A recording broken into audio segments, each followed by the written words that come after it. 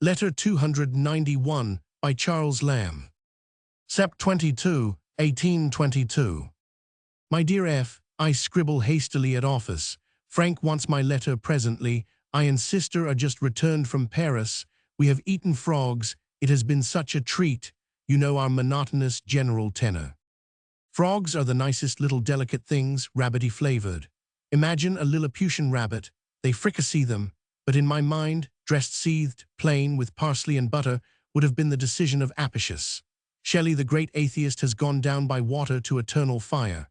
Hunt and his young fry are left stranded at Pisa, to be adopted by the remaining duumvir, Lord Byron, his wife and 6 children and their maid. What a cargo of Johnaces, if they had foundered too. The only use I can find of friends is that they do to borrow money of you. Henceforth I will consort with none but rich rogues. Paris is a glorious, picturesque old city.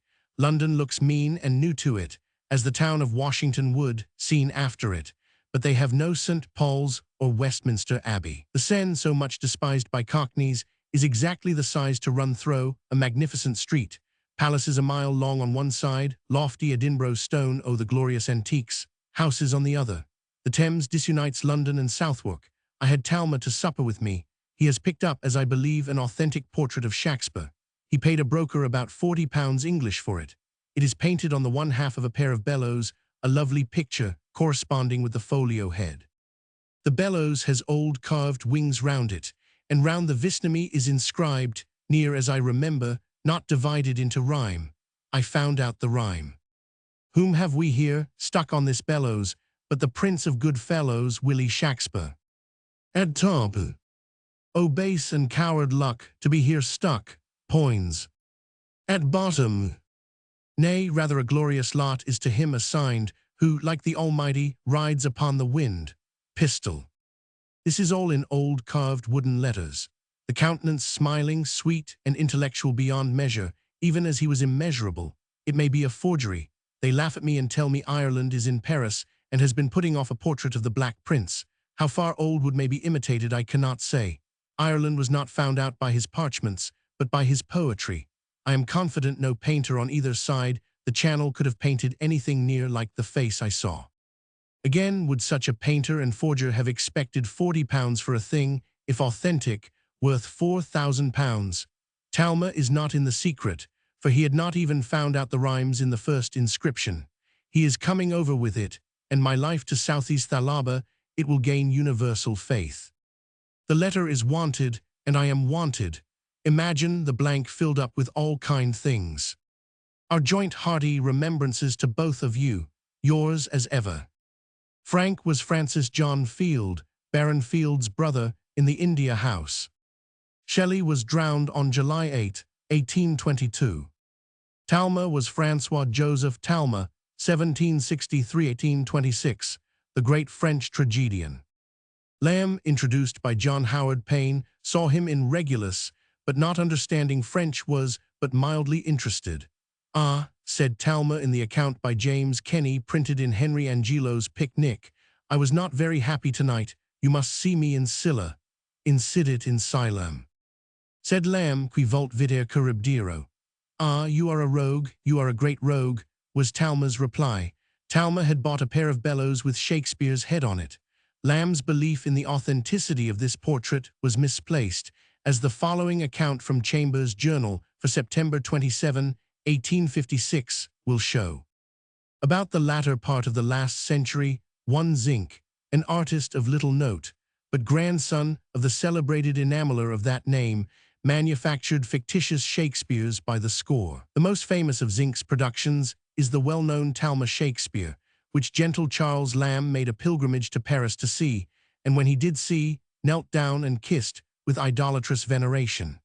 Zinc painted it on a larger panel than was necessary for the size of the picture, and then cut away the superfluous wood, so as to leave the remainder in the shape of a pair of bellows. Zinc probably was thinking of a muse of fire when he adopted this strange method of raising the wind, but he made little by it, for the dealer into whose hands the picture passed sold it as a curiosity, not an original portrait, for £5. The buyer, being a person of ingenuity and fonder of money than curiosities, fabricated a series of letters to and from Sir Kenelm Digby, and passing over to France, planted, the slang term used among the less honest of the curiosity-dealing fraternity, the picture and the letters in an old chateau near Paris. Of course, a Confederate managed to discover the plant in the presence of witnesses, and great was the excitement that ensued. Sir Kenelm Digby had been in France in the reign of Charles I, and the fictitious correspondence proved that the picture was an original and had been painted by Queen Elizabeth's command on the lid of her favorite pair of bellows. It really would seem that the more absurd a deception is, the better it succeeds.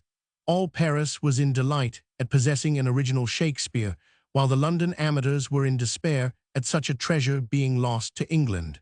The ingenious person soon found a purchaser, and a high price recompensed him for his trouble. But more remains to be told. The happy purchaser took his treasure to Ribbet, the first Parisian picture cleaner of the day, to be cleaned. Ribbet set to work, but we may fancy his surprise as the superficial impasto of zinc washed off beneath the sponge, and Shakespeare became a female in a lofty headgear adorned with blue ribbons. In a furious passion, the purchaser ran to the seller. "Let us talk over the affair quietly," said the latter. "I have been cheated as well as you. Let us keep the matter secret. If we let the public know it, all Paris, and even London too, will be laughing at us. I will return you your money and take back the picture if you will employ Ribbet to restore it to the same condition as it was in when you received it." This fair proposition was acceded to, and Ribbet restored the picture. But as he was a superior artist to zinc, he greatly improved it, and this improvement was attributed to his skill as a cleaner. The secret being kept, and the picture, improved by cleaning, being again in the market, Talma, the great tragedian, purchased it at even a higher price than that given by the first buyer. Talma valued it highly, enclosed it in a case of morocco and gold, and subsequently refused 1,000 Napoleons for it, and even when at last its whole history was disclosed, he still cherished it as a genuine memorial of the great bard. By kind permission of Mr. B.B. MacGeorge, the owner both of the letter and bellows, I was enabled to give a reproduction of the portrait in my large edition. Ireland was the author of Vortigern, the forged play attributed to Shakespeare.